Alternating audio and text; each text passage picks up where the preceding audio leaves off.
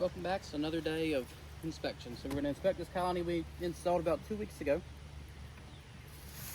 See how we're doing. Just a quick inspection. Going to get in and have a look and then get back out. So we got a good bit of bees pouring out the top, so that's a good thing. This was a 3-pound package. Oh wow. 3-pound package 2 weeks ago that we got. The Russian bees. So it looks like they're a bit more bees than we were the other day. So they've finished off this feeder again. So I'm going to take it out and sit this old frame in. It's got some wax moth damage. I'm going to see how it goes. So they'll pull it back out and clean it up. Just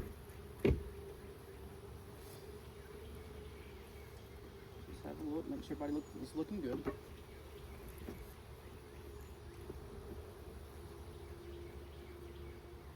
Pull some nectar over to this frame. Starting to pull some of that out.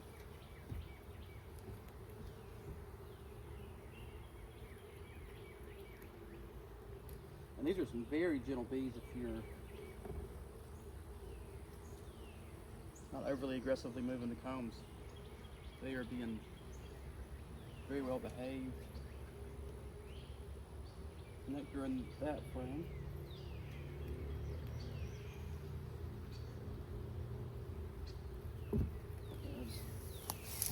Small hive beetle.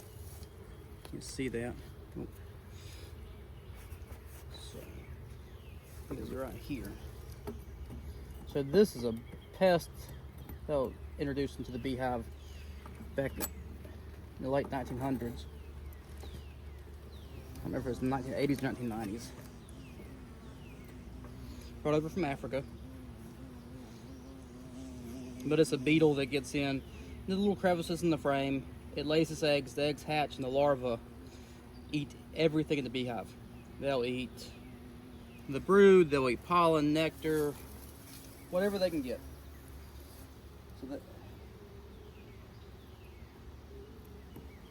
it's going to be thought of as less damaging than Varroa, but I lost a few colonies to, oh, we already got some closed brood. This is nice. Got some cat brood here. You see some larvae in there also. Good looking pattern it looks like. We got some developing larvae here. There's another small hive beetle.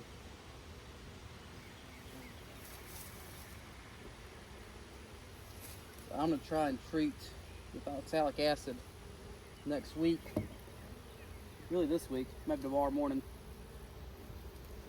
So we don't have to worry about as much clothes. Oh wow, I got a whole frame of cat brood. 2 frames of cat brood. That queen's working.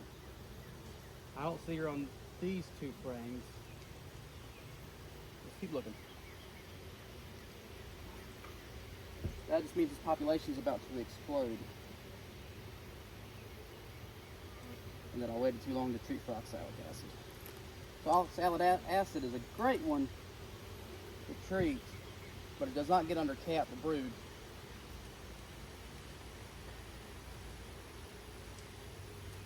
The only real treatment for a Varroa that gets under cat brood is formic acid.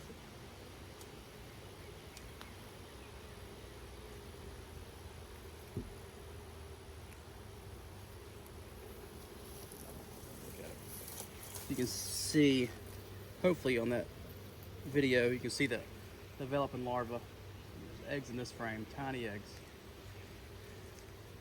And this is all cat brood on this side. Full cat brood, you can see some fairly large larvae, a good bit of pollen stores. They are bringing in some pollen. That is fantastic. Not going to get much honey this year, but we're definitely going to get a lot more bees. Hoping to see the queen here. Oh, I haven't seen her yet. That was a whoops. Smash. Nectar stored on this frame. No eggs here.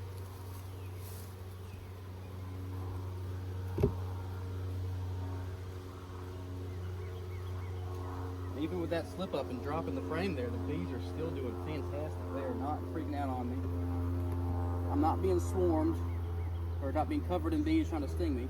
These are some gentle bees. That is for sure.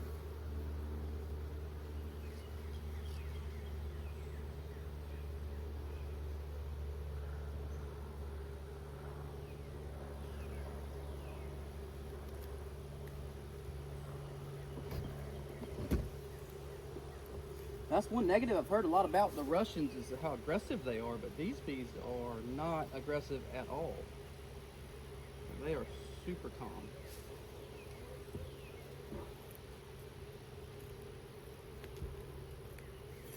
Let me check this fragment trap. Give it a larva, we're pulling wax on this frame.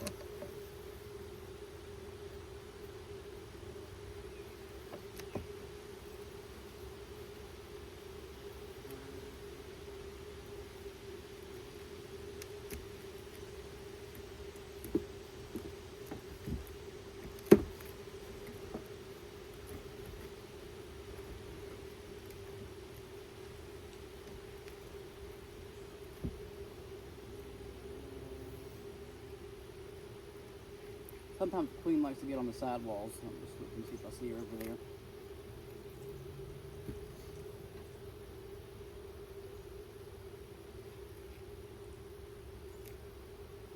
This is no smoke or anything. These bees are just calm.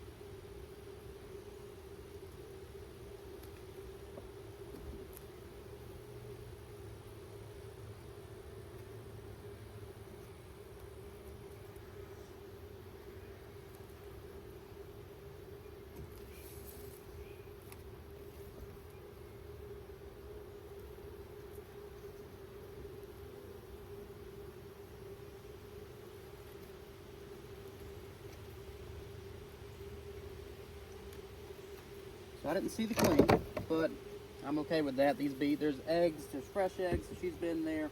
There's cat brood, so she's been laying.